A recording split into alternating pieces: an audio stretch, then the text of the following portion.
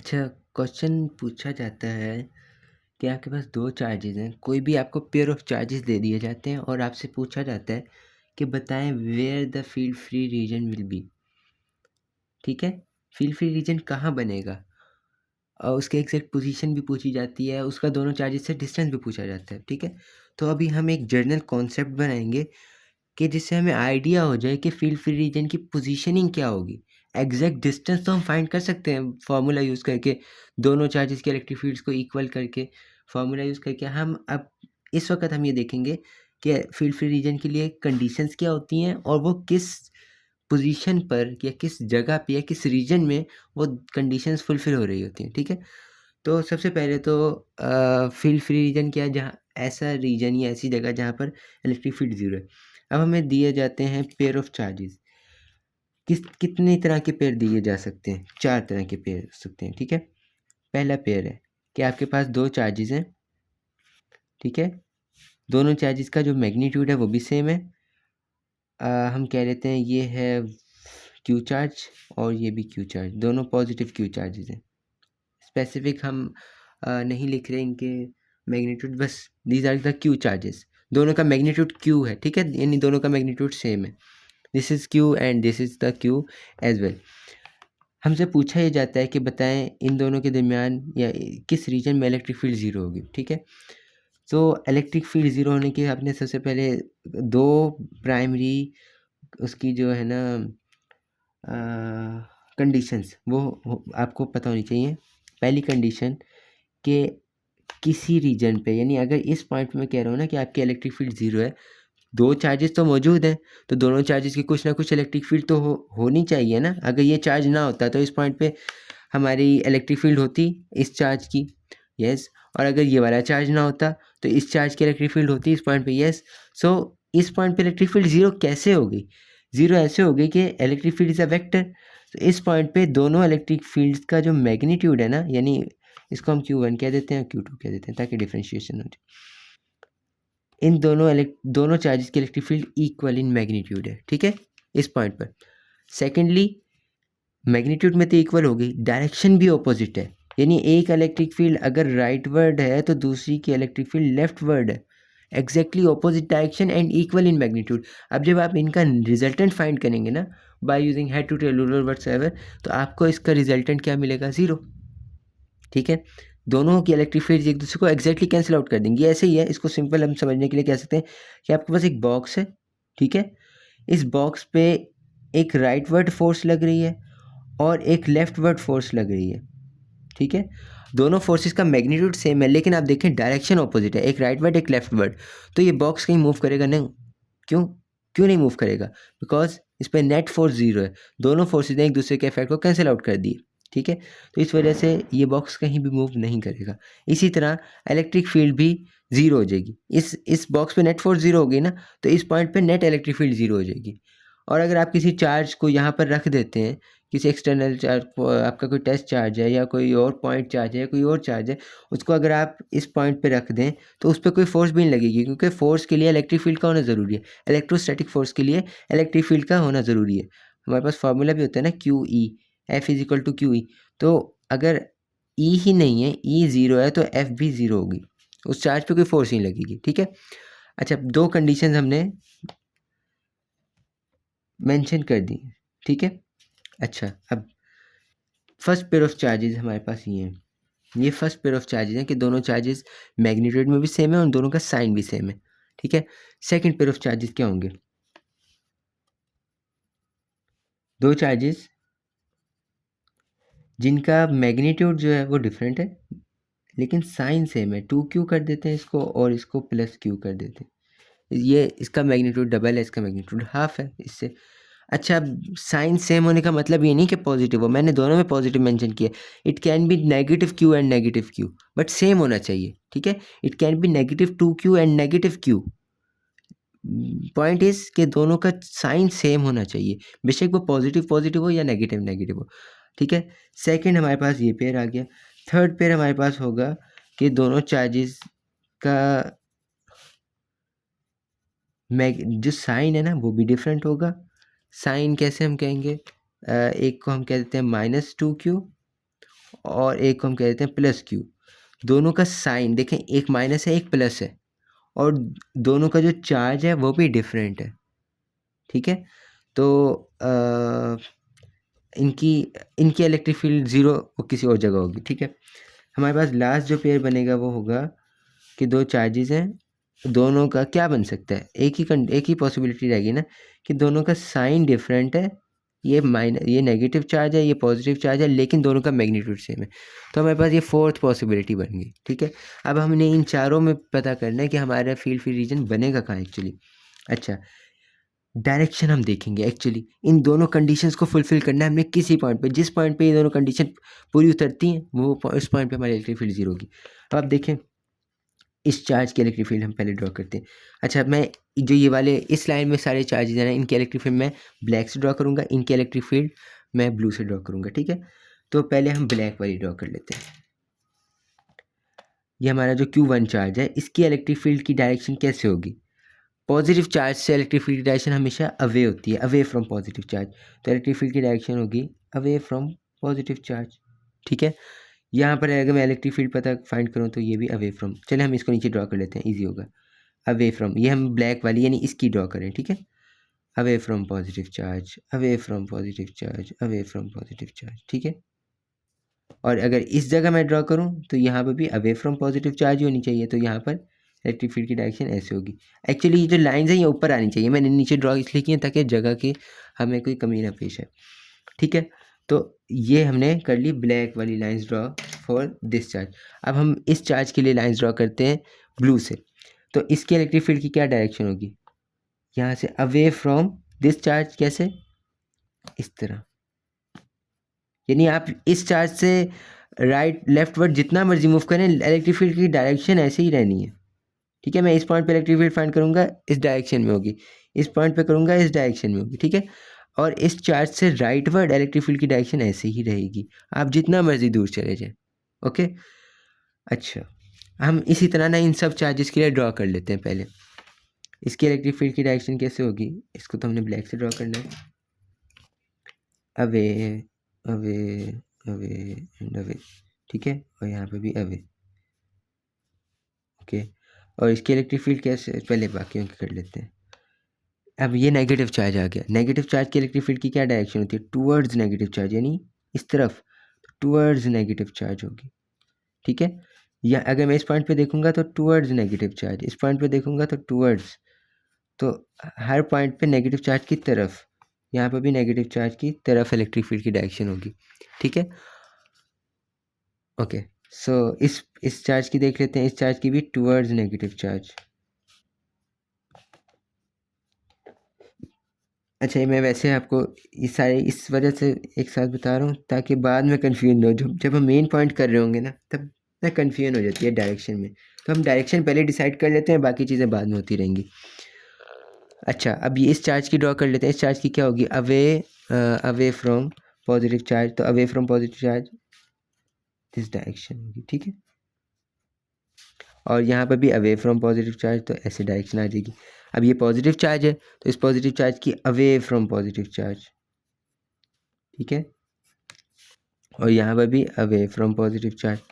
Okay, अच्छा, ये भी हमारा पॉजिटिव चार्ज है तो इसमें भी अवे फ्रॉम पॉजिटिव चार्ज आ जाएगी हमारी डायरेक्शन, और यहाँ पर भी away from positive charge. Okay, so ये हमने बेसिक डायरेक्शंस ड्रॉ कर लिए हैं। अब बहुत इजी हो जाएगा बाकी समझना।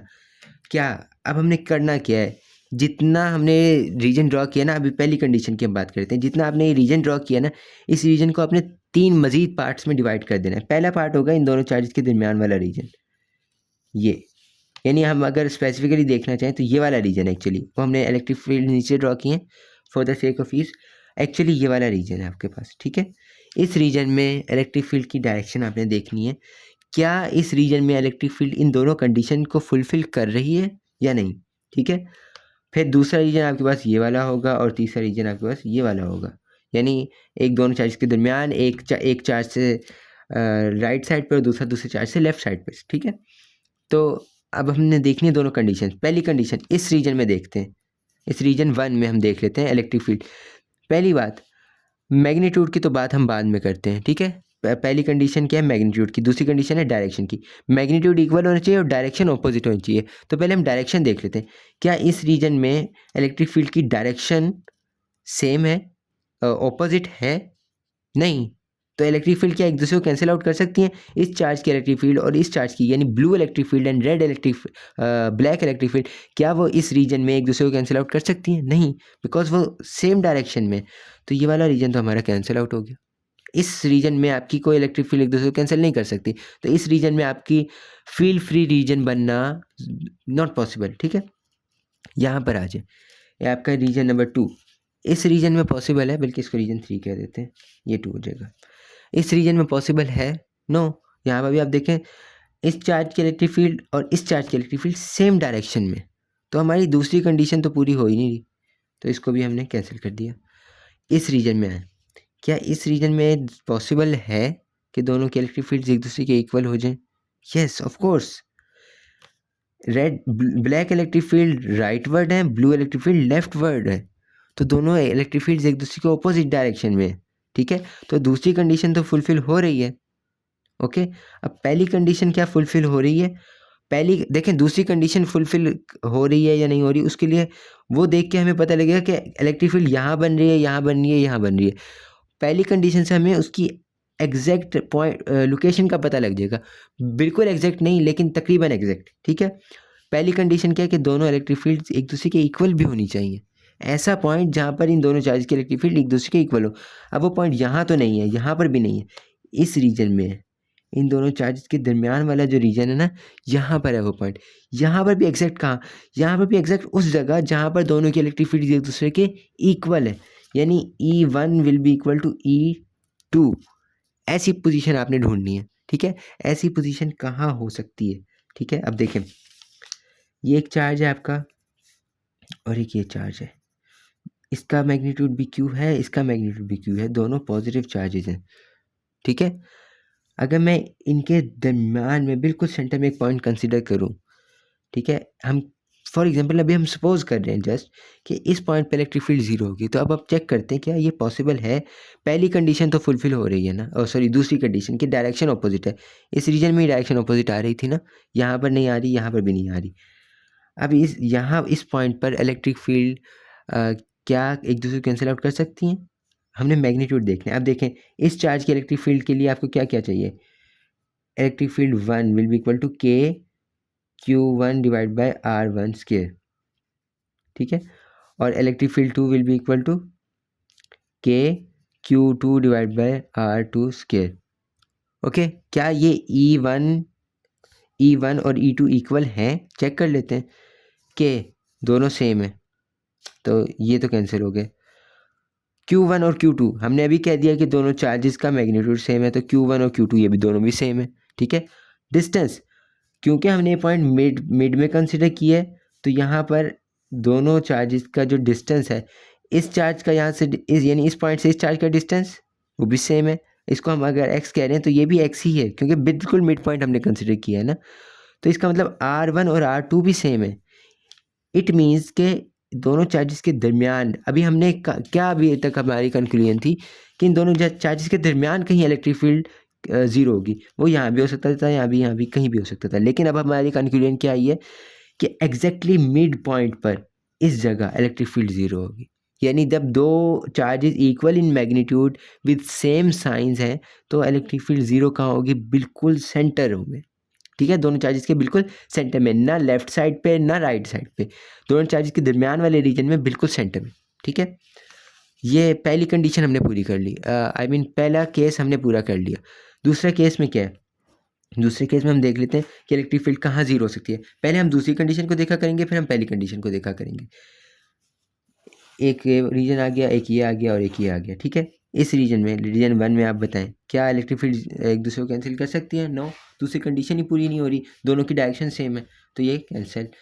यहाँ पर बताएं क्या इलेक्ट्रिक फील्ड एक दूसरे को कैंसिल कर सकती है? नो, यहाँ भी कैंसिल।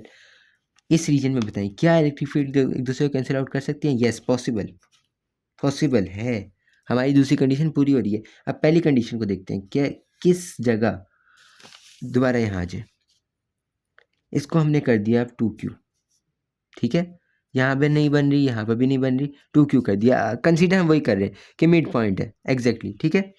अब इलेक्ट्रिक फील्ड फार्मूलाज तो सेम है, लेकिन यहाँ चेंज क्या आया है कि ये जो Q1 और Q2 हैं, इनका जो डिस्टेंस है वो इनका मैग्नीट्यूड आपने चेंज कर दिया। Q1 को हमने 2Q कर दिया, Q2 को Q ही रहने दिया। तो K से कैंसिल आउट हो जाएगा, R से कैंसिल आउट हो जाएगा इस मिड पॉइंट पे, क्योंकि दोनों डिस्टेंस सेम थे। डिफरेंस क्या आ जाएगा, यानी electric field will be directly proportional to Q। Electric field will be directly proportional to Q, Q1 Q2, ठीक है। तो इसका मतलब अब आप मुझे बताएं कि Q1 बड़ा है, yes of course.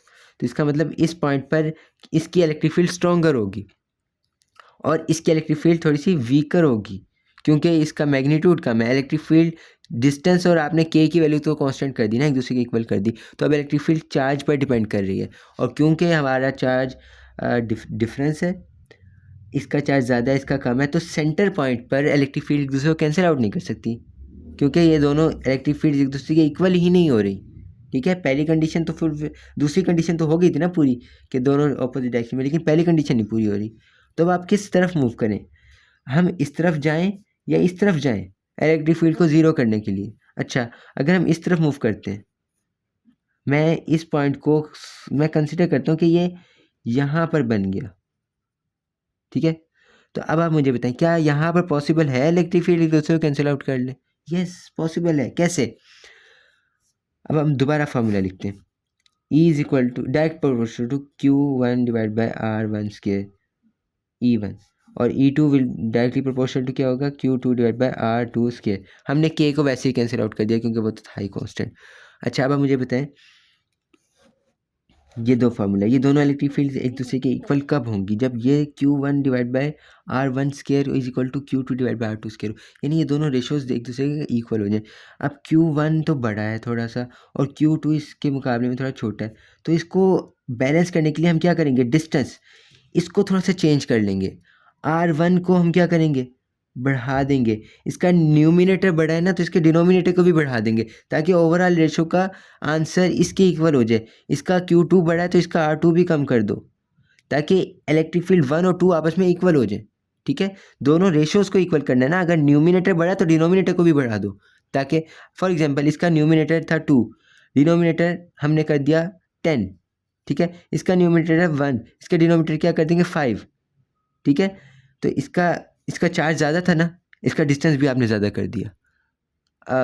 I mean distance इतना नहीं होगा, डबल नहीं होता, थोड़ा डिफरेंस आता है, बस मैं आपको समझाने के लिए बता रहा हूँ, ठीक है। इसका चार्ज कम है तो आपने इसका डिस्टेंस भी कम कर दिया, ठीक है। तो अब हम कर क्या रहे हैं कि जो छोटा चार्ज है उसका डिस्टेंस कम कर रहे हैं। तो इसका अगर डिस्टेंस x है तो इसका डिस्टेंस जो है वो x से बड़ा होगा, ठीक है। तो हम क्या करेंगे कि छोटे चार्ज के करीब ले जाएंगे, तो छोटे चार्ज के नज़दीक आपका जो पॉइंट होगा वो फील्ड फ्री रीजन होगा, ठीक है। तो जब दो चार्जेस का, अब हमने दो केसेस पढ़ लिए। पहला केस था कि दोनों चार्जेस का मैग्नीट्यूड सेम थे, ठीक है। तो जब मैग्नीट्यूड सेम थे तो एग्जैक्टली मिड पॉइंट पे आपकी फील्ड फ्री रीजन बनी। जो दूसरा केस है, दोनों चार्जेस का साइन सेम है, मैग्नीट्यूड डिफरेंट है। साइन ने आपको ये बता दिया कि इलेक्ट्रिक फील्ड सेंटर में ज़ीरो होगी, साइड पे नहीं होगी, साइन ने ये बता दिया, ठीक है। फिर आपने मैग्नीट्यूड जब चेक करने गए हम, आपने चार्ज का मैग्नीट्यूड देखा, डिफरेंस था, तो आपने इस कॉन्सेप्ट से हमने ये पता कर लिया कि जो छोटा चार्ज है ना उसके नज़दीक एक ऐसा पॉइंट बनेगा जहाँ पर दोनों की इलेक्ट्रिक फील्ड E1 और E2 एक दूसरे के इक्वल हो जाएंगी, ठीक है। और यहाँ पर ये एक दूसरे को कैंसिल आउट कर देंगी, तो electric field will be zero in between these two charges near the smaller charge, ठीक है। तो दूसरा केस भी हमारा क्लियर हो गया। थर्ड केस में एग्जैक्टली वही आपने सेम स्टेप्स फॉलो करने। पहले इनको 3 रीजन में हमने डिवाइड कर दिया। अच्छा, अब पहले हम सेंटर वाले को देख लेते हैं, क्योंकि वहाँ पॉसिबल नहीं होगा। सेंटर वाले रीजन में आप देखें दोनों की डायरेक्शन सेम, इसकी डायरेक्शन भी लेफ्टवर्ड है, इसकी भी लेफ्टवर्ड है, तो क्या इस रीजन में पॉसिबल है? नहीं है, क्योंकि इलेक्ट्रिक फील्ड दोनों की सेम डायरेक्शन में। नेगेटिव चार्ज की electric field towards the charge है, पॉजिटिव चार्ज की electric field away from the charge है, तो दोनों सेम डायरेक्शन में आ रही है। तो इस रीजन में इलेक्ट्रिक फील्ड का जीरो होना पॉसिबल ही नहीं है, ठीक है। अब या तो इलेक्ट्रिक फील्ड इस रीजन में जीरो होगी या इस रीजन में जीरो होगी। कैसे? क्योंकि आप देखें यहाँ पर क्या है, दोनों की इलेक्ट्रिक फील्ड अपोजिट डायरेक्शन में, यहाँ पर भी दोनों की इलेक्ट्रिक फील्ड अपोजिट डायरेक्शन में, ठीक है। अब आपने हमारी ये दूसरी कंडीशन पूरी हो गई है।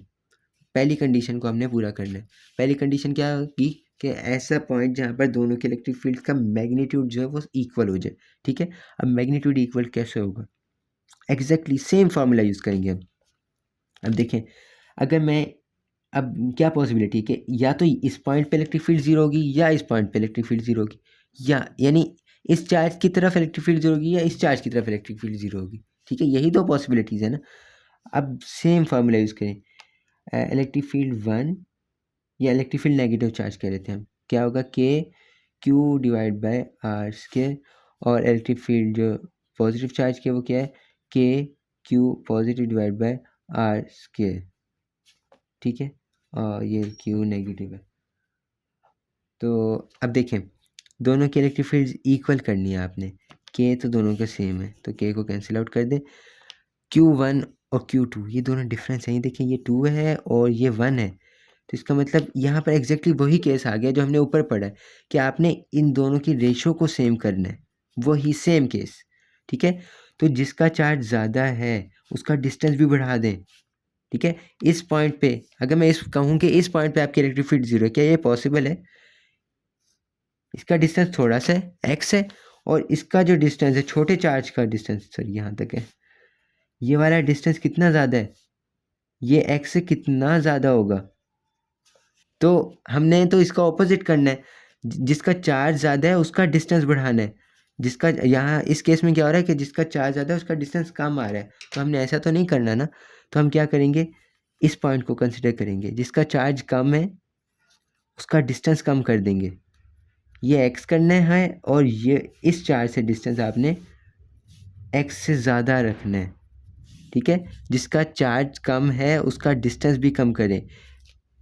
इन शॉर्ट हम ये कहना चाह रहे हैं कि जिसका चार्ज कम है उससे डिस्टेंस भी कम करें ताकि उसकी इलेक्ट्रिक फील्ड बड़े चार्ज के इक्वल हो सके, ठीक है। तो यहाँ पे भी सेम रूल अप्लाई होगा, बस डिफरेंस क्या आ गया कि इलेक्ट्रिक फील्ड दरमियान वाले रीजन में नहीं है, दोनों चार्जेस से बाहर वाले रीजन में and near the smaller charge. तो इलेक्ट्रिक फील्ड जो ज़ीरो इलेक्ट्रिक फील्ड है वो यहाँ पर हमारी बनेगी। छोटा चार्ज कौन सा है, साइन देख के आपने ये बता देना है कि इलेक्ट्रिक फील्ड सेंटर में बनेगी या बाहर बनेगी, ठीक है। ये नेगेटिव है या पॉजिटिव है, तो जब डिफरेंट साइन है तो हमने ये बता दिया इलेक्ट्रिक फील्ड सेंटर में नहीं बन रही, zero I mean zero field location centre में नहीं बन रही। फिर इन चार्जेस के बाहर बननी चाहिए, बाहर बननी चाहिए, अब किस तरफ बननी चाहिए, इस तरफ या इस तरफ, उसके लिए हम इनका मैग्नीट्यूड देखेंगे। ये 1 है और ये 2 है। अब साइन को नहीं देखना कि नेगेटिव 1 है पॉजिटिव 1, नहीं, साइन नहीं देखना, साइन को इग्नोर कर दें। अब आपने सिर्फ 1 और 2 देखना है। अब इन 1 और 2 में से छोटा कौन सा है, 1, तो 1 के पास यानी 1 की वाली साइड पे बनेगी, 2 वाली साइड पे नहीं बनेगी, तो यहाँ पे भी नहीं बनेगी। अब लास्ट में हमारे पास ये आ गया, इसमें भी सेम रूल अप्लाई कर लेते हैं।